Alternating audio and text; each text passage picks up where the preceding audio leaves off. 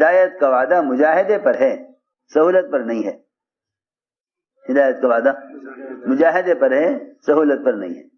اس لیے میں نے عرض کیا کہ دعوت کے ذریعے سب سے پہلے یقین کا بدلنا مقصود ہے. اس یقین کی تبدیلی کے لیے صحابہ کرام کے گشت کا معمول یہ تھا کہ صحابہ پر گشت کرتے تھے. یہ نہیں کہ صحابہ صرف کافروں پر گشت کرتے تھے، نہیں، صحابہ پر گشت کرتے تھے، صحابہ پر گشت کرتے تھے. اور اس گشت کا موضوع، میری بات توجہ سننا، اس گشت کا موضوع ہوتا تھا کہ مسجد کے باہر کے ماحول سے نکال کر ایمان سیکھنے کے عنوان پر مسجد میں لا کر جمع کریں.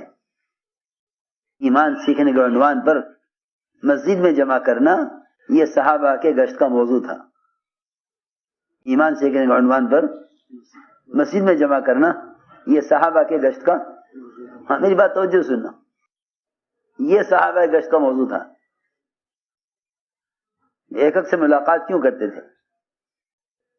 ایک سے ملاقات کیوں کرتے تھے؟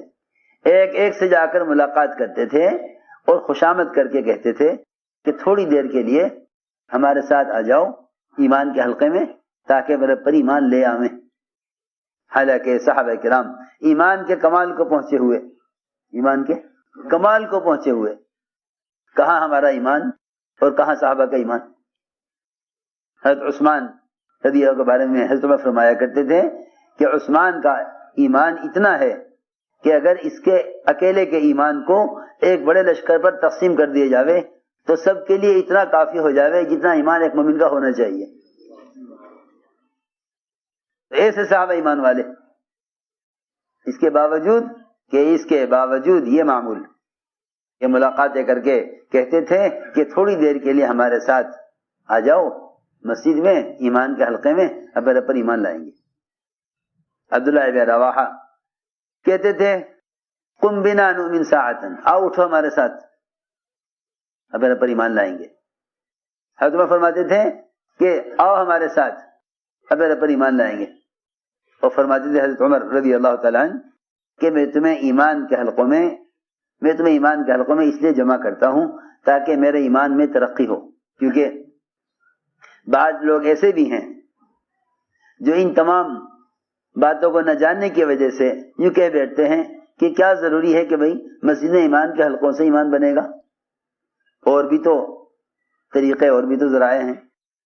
ایمان کے سیکھنے کو ایک خاص طریقے کے ساتھ محدود کرنا کیا ضروری ہے کہ بھئی وہ تبلیغ جماعت کے طریقے پر ہی ایمان سیکھا جائے گا؟ نہیں، تبلیغ جماعت کا طریقہ نہیں ہے، صحابہ کا طریقہ ہے. یہ ہے بات اصل میں. اگر سوچو گے جماعت کا طریقہ ہے تو بھائی کہو گے بھائی ٹھیک ہے تمہارا طریقہ یہ ہے، ان کا طریقہ یہ ہے، ان کا طریقہ یہ ہے، ان کا طریقہ یہ ہے. بس سمجھتے تھے امت صحابہ پر جمع ہوگی، صرف امت صحابہ پر جمع ہوگی، امت صحابہ پر جمع ہو جائے گی کہ صحابہ متن ہیں، صحابہ متن ہیں. شروحات اور امت جمع نہیں ہوگی، متن پر جمع ہو جائے گی. بہت ضروری بات عرض کر رہا، ہر ایک کا طریقہ اپنے تجربات کی روشنی میں ہر ایک کا طریقہ الگ ہو کر رہ جاوے گا اگر کام کرنے والوں نے صحابہ کو سامنے نہ رکھا. تجربات سب کے مختلف ہوں گے، تجربات ہمیشہ مختلف ہوتے ہیں، تجربات ہمیشہ مختلف ہوتے ہیں. کسی کا تجربہ یوں ہے، کسی کا تجربہ یوں ہے، کسی کا، کیونکہ صلاحیتیں مختلف ہیں تو تجربات بھی مختلف ہوں گے. ہمارے کام کا کے اصول اور ہمارے کام کا طریقہ کار وہ کام کرنے والوں کے تجربات کے تابع نہیں ہے. ہمارے کام کے اصول اور اس کام کا طریقہ کار وہ کام کرنے والوں کے تجربے کے تابع نہیں ہے. ہمارا کام تو صحابہ کی سیرت کے تابع ہے. یہ ہے سمجھنے کی بات، کام صحابہ کی سیرت کے تابع ہے. ہر قدم پر یہ دیکھنا ہوگا کہ اس کام کو صحابہ نے کیسے کیا ہے، اس کام کو صحابہ نے کیسے کیا. میں نے ایک بات عرض کی ہے کہ دعوت کے ذریعے سب سے پہلے اپنے یقینوں کو میں کمال پیدا کرنا مقصود ہے. مولانا علی اصف فرماتے تھے نا کہ میں اس کام کا کوئی نام رکھتا تو اس کا نام تحریک ایمان رکھتا، کہ سب سے پہلے دعوت کے ذریعے یقین کا بدلنا مقصود ہے. اس کا کیا طریقہ محنت ہے؟ اس کا طریقہ محنت صحابہ کا معمول یہ تھا کہ وہ ملاقاتیں کرتے ایک ایک فرد سے، ایک ایک گھر پر، بازاروں میں ملاقات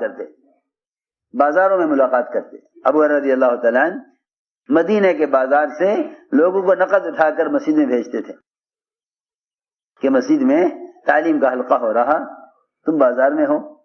کیونکہ وہاں تعلیم کا حلقے میں کتاب نہیں پڑھی جاتی تھی، بلکہ تعلیم کا حلقے میں اللہ تعالیٰ کے وعدے حضور اکرم صلی اللہ علیہ وسلم اور آپ کے صحابہ آپ سے سنتے، ان وعدوں کو اور دوسروں میں بیان کرتے. معمول تھا یہ کہ دعوت دے کر ایمان سیکھنے کا عنوان پر مسجد میں جمع کرتے تھے.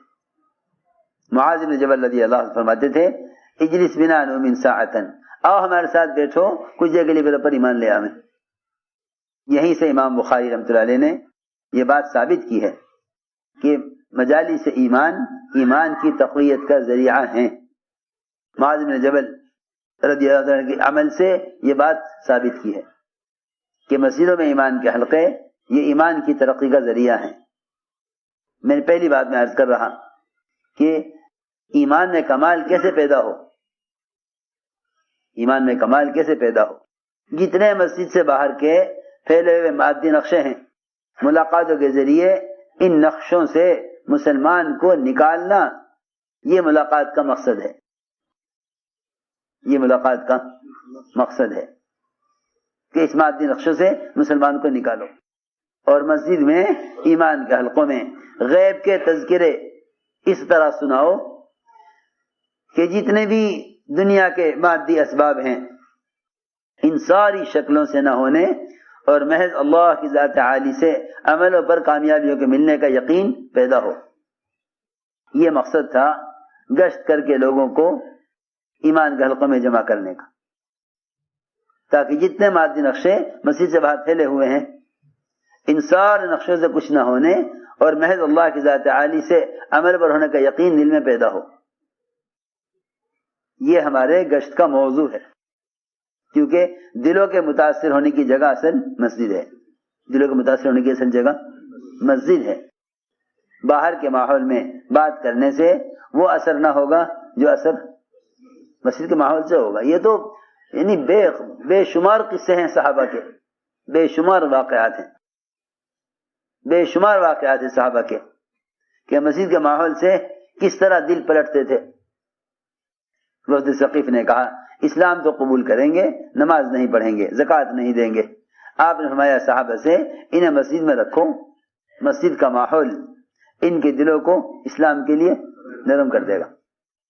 اسلام کے لیے مسجد کا ماحول ان کے دلوں کو نرم کر دے گا. طفیل رضی اللہ تعالیٰ عنہ مسجد سے باہر کان کے اندر روئی ٹھوس رہے تھے کہ میرے کان میں آپ کی کوئی بات نہ پڑے. مسجد میں داخل ہوئے تو کانوں میں سے روئی نکالی اور آپ کی بات سن کر اسلام قبول کیا. چور کو آپ نے مسجد میں ستون سے باندھ دیا تاکہ اس کا وقت مسجد میں گزرے، مسجد کے ماحول میں رہنا یہ اصل میں یہ تربیت کا ماحول ہے.